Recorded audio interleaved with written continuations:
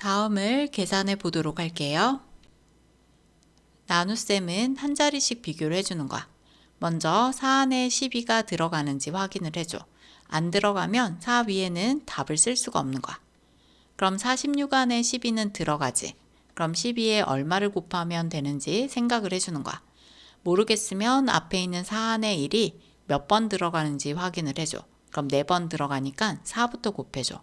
그럼 4, 2, 8, 4, 1은 4에서 48 되니까 46보다 넘으면 하나를 줄여주는 거야. 그럼 3을 곱하면 3, 2, 6, 3, 1은 3에서 36이 돼. 그럼 여기에 3번이 들어가고 36이 되겠지. 자, 그럼 6에서 6을 빼면 0, 4에서 3을 빼면 1이 되고요. 뒤에 있는 8이 내려오면요. 108 안에 12가 몇 번 정도 들어가는지 또 생각을 해주면 되는 거야. 자, 그럼 108 안에 12가 몇 번 정도 들어가는지 생각을 해보려면 좀 어려울 수 있어. 그래서 어떻게 해주면 되냐면 세 자리는 앞에 있는 두 자리, 그리고 두 자리는 앞에 있는 한 자리를 비교를 해주는 거야. 그럼 10 안에 1이 몇 번 들어가? 10번 들어가지. 근데 얘는 한 자리니까 10번은 못 들어가. 그래서 최대 9번이 들어간다 이렇게 생각을 해주는 거야. 그럼 9, 2, 18 되고요. 9, 1은 9에서 더해주면 10이 되니까 108이 되는 거야. 그럼 9번 들어가고 108이 되니까 나머지는 0이 되는 거야. 나눗셈은 한 자리씩 비교를 해주는 거야. 먼저 4 안에 2가 몇 번 들어가? 2번 들어가지. 그럼 2는 4가 되고요. 빼면 0이 돼. 그 다음 자리 여기 있는 18이 다 내려오는 것이 아니라 한 자리씩 내려오는 거야. 그럼 1이 이렇게 내려올 수 있어. 그런데 1 안에 2가 들어갈 수 있어? 들어갈 수가 없지. 그래서 여기에는 0을 써주는 거야. 그럼 이 0은 0해서 원래 써줘야 되지만 0은 생략해서 나타내지 않을 거야. 그리고 나서 그 다음에 있는 8이 이렇게 내려올 수 있어. 그럼 18 안에 2가 몇 번 들어가? 9번. 그럼 9, 2, 18에서 0이 되는 거야.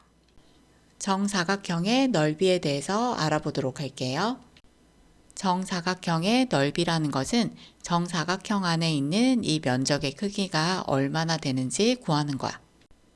이 면적의 크기를 구하려면 기준이 되는 넓이가 필요해. 그 기준이 되는 넓이를 단위 넓이라고 하고요. 이 단위 넓이는 한 변의 길이가 1cm인 정사각형이야.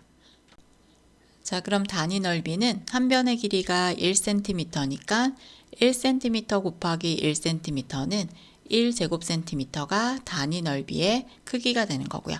그럼 정사각형의 넓이를 구하기 위해서는 이 단위 넓이가 몇 개가 있는지 세어주는 거야. 자, 그럼 그 개수를 세어보면 가로에 3개씩 3줄만큼 있으니까 3 곱하기 3에서 9가 단위 넓이가 되는 거야. 그럼 단위는 9제곱cm가 될 수 있어.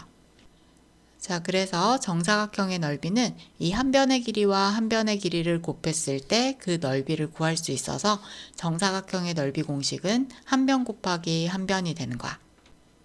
자, 지금까지의 공식을 정리를 해볼게요. 정사각형의 둘레는요, 변의 길이를 구하는 거야. 그럼 한 변의 길이가 4번 있으니까 한 변 곱하기 4가 되는 거고요. 직사각형의 넓이는 직사각형 안에 있는 이 면적의 크기니까 가로 곱하기 세로를 해주면 되는 거예요. 자, 그럼 정사각형의 넓이도 마찬가지 이 면적의 크기를 구하는 거니까 한 변 곱하기 한 변을 했을 때 정사각형의 넓이를 구할 수 있어요.